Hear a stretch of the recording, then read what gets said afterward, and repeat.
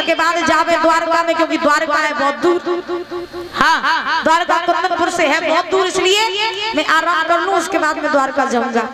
तो पंडित जी ने क्या किया, सुंदर सा बाग देखा परीक्षित जी। क्या देखा? सुंदर सा बाग। और सुंदर बाग देख के पंडित जी परीक्षित जी बाई बाग में घुस गए। एक वृक्ष देखा, वृक्ष देख करके महाराज आज ध्यान रखना, जैसे वृक्ष देखा आसन लगा लिया, आसन लगा करके पंडित जी बैठ गए। अब जब आसन लगा करके पंडित जी बैठे तो पंडित जी ने झोली में हाथ डालो, कान निकाले, सतुआ तुमने खाया नहीं? अच्छा, सत्तू कितने कितने खाए परीक्षित जी? हाँ तो उठाओ।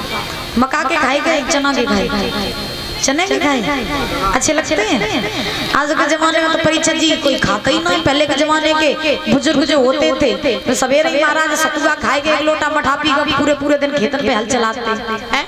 आजकल तो महाराज भरारो होत ना, आंखें खुलती नहीं। तो पहले मम्मी चाय बनी कि नहीं बनी, और बनी हो तो दे दे। आज के जमाने में चाय वाले हैं परीक्षित जी, और जो चाय पिए चाय जैसे लगत रहा। हाँ, तो आज ध्यान रखना, महाराज श्री सुखदेव जी समझा रहे हैं राजन परीक्षित। पंडित जी ने झोली में हाथ डाला, मनी मन में सोचने लगे क्या कि तू फेरी भी लगाए और जाई तो फेरी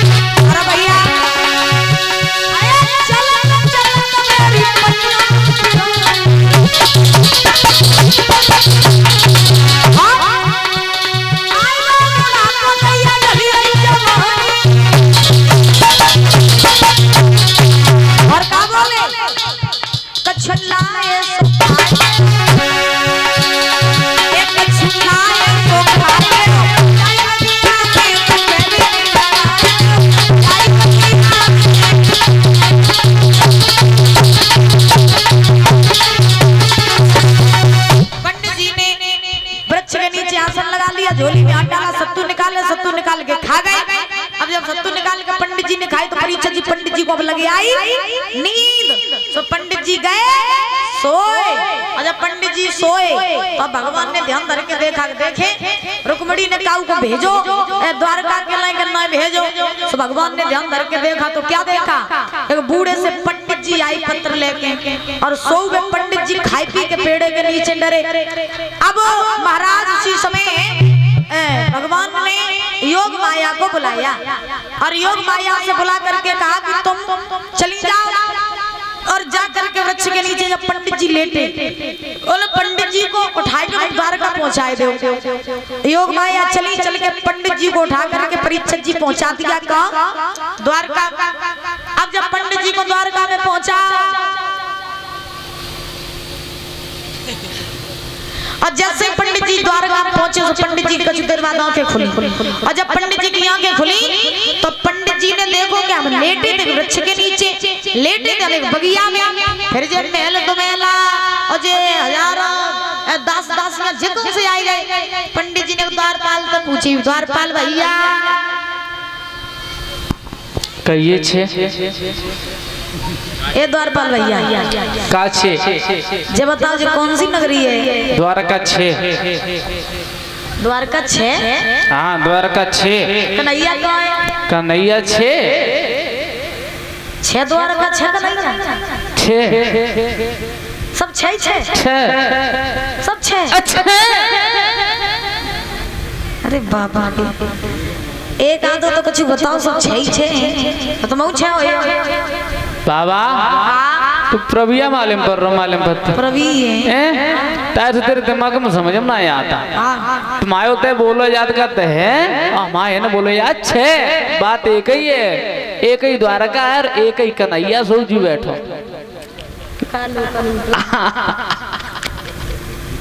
जय कन्हैया है। अच्छा ठीक तो आज देखिए परीक्षा जी, ये द्वारका जो है ये द्वारका गुजरात में पड़ती है और गुजरात में जैसे अपने इधर है बोलते हैं, गुजरात में छह बोलते हैं। द्वारपाल बोले भैया पंडित जी जय द्वारका के राजा कन्हैया है, ऐसो करो के चलो तुम्हें कन्हैया के पास पहुंचाए दे। सो द्वारपालों ने भगवान को लिया, लेकर के भगवान के पास में पंडित जी को लिया, लेकर के भगवान के पास में पहुंचे।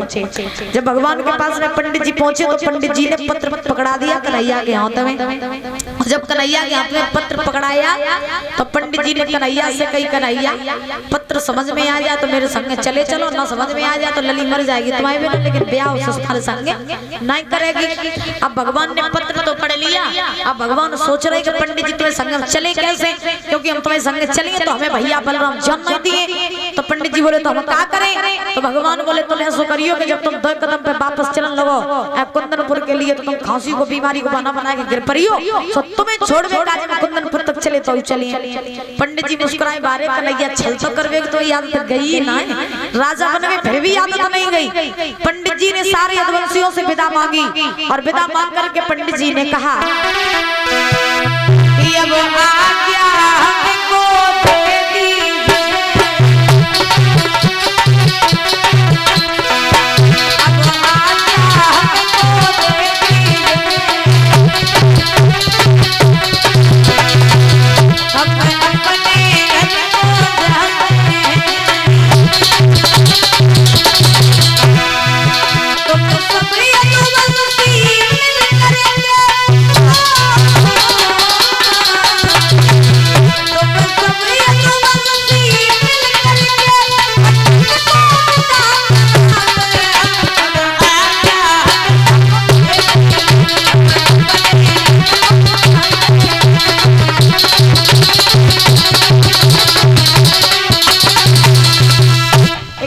पुष्पा यादव बगराई, 100 रुपए राम सेवक यादव बगराई, 100 रुपए राजेश यादव, 100 रुपए रामदयाल यादव, 50 रुपए सरनाम लाहौरी पूर्वा और 50 रुपए सुधीर यादव पहुतेरा, 100 रुपए इंद्रपाल यादव बगराई, 151 रुपए सुषपाल सिंह लड़ैता पूर्वा, 21 रुपए रौनक देवी बगराई, 100 रुपए तन्नू यादव बगराई, 500 रुपए अजय पाल यादव बगराई, 51 रुपए पीयूष यादव बगराई, 101 रुपए मुनिराज सिंह सेनापुर, 500 रुपए सुनील यादव बगराई, 51 रुपए जयपाल बगराई, 200 रुपए छोटे लाल यादव बगराई, 51 रुपए टीटू यादव बगराई, 101 रुपए विनोद यादव दुबा, 51 रुपए बीकेश दुबा।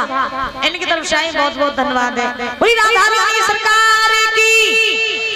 तो पंडित जी जब सारे यदुवंशियों से विदा मांग करके चलने लगे तो चलते जा रहे भगवान कन्हैया की तरफ देखते जा रहे। बलराम जी पंडित जी को विदा कर रहे। अब भगवान कन्हैया ने पंडित जी से कही, पंडित जी अब का तुम द्वारका कुंदनपुर पहुंच जाइयो तभी बीमारी को बहाना बनाइयो, अब ऐसा करो कि ही बीमारी को बहाना बनाई लो और ही गिर पड़ो जाके ले कि तो हम तुम्हें छोड़वे काजे चले तो चलिए। जो ये बात कही तो पंडित जी परीक्षा जी 2 कदम पे चले और चल करके वही खांस के हुई गिर पड़े। और जब पंडित जी वहीं पर गिर पड़े तो बलराम जी आज पंडित जी के पास में आए और आकर के बोले, पंडित जी क्या बात तुम इतने बीमार कैसे है गए? पंडित जी बोले, बलराम हमारी इतनी क्षमता नहीं है जो हम कुंदनपुर तक पहुंच पाए, ऐसा करो क्या तुम कन्हैया को मेरे संग भेज दे जो हमें जब कुंदनपुर तक छोड़िए। तब तक भगवान आए और भगवान जैसे ही आए तो बलराम जी से कही, भैया तेरी आज्ञा होवे तो पंडित जी को छोड़िए, और अगर पंडित जी न जा पाए कुंदनपुर तक तो पंडित जी यहीं पे मर जाएंगे। और जब पंडित जी मर गए तो लोग ये कहेंगे कि द्वारका में गए थे प्रभिया और कन्हैया की सेवा ना कर पाई, तुम छोड़ियो। बलराम जी बोले, लला तुम्हें मन है तो तुम छोड़िए। सो पंडित जी को उठाए लो भगवान ने, महाराज उल्टो सीधो, और उल्टो सीधो उठाए के महाराज रथ में बैठा लो। अब जब सही रथ में बैठा लो तो भगवान बोले पंडित जी अब स्वर्ग चलो, पतली गली निकल गई, अब तो परमिशन मिल गई।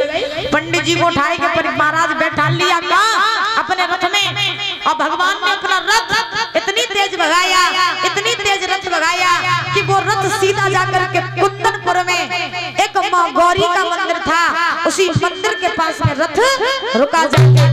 अब जब रथ गौरी मंदिर के पास में रुका तो पंडित जी ने कहा कि कन्हैया ये बताओ भीतर नहीं चलोगे? तो परीक्षित जी भगवान ने जवाब दिया कि देखो पंडित जी हम भीतर नहीं जाएंगे। क्यों नहीं जाओगे? तो भगवान बोले हम भीतर जा नहीं जाएंगे कि भैया इधर लगी रुक्म की सेना और इधर लगी शिशुपाल की सेना, अगर काऊ को भनक लग गई कि कन्हैया यहाँ पे आओ तो पंडित जी मेरी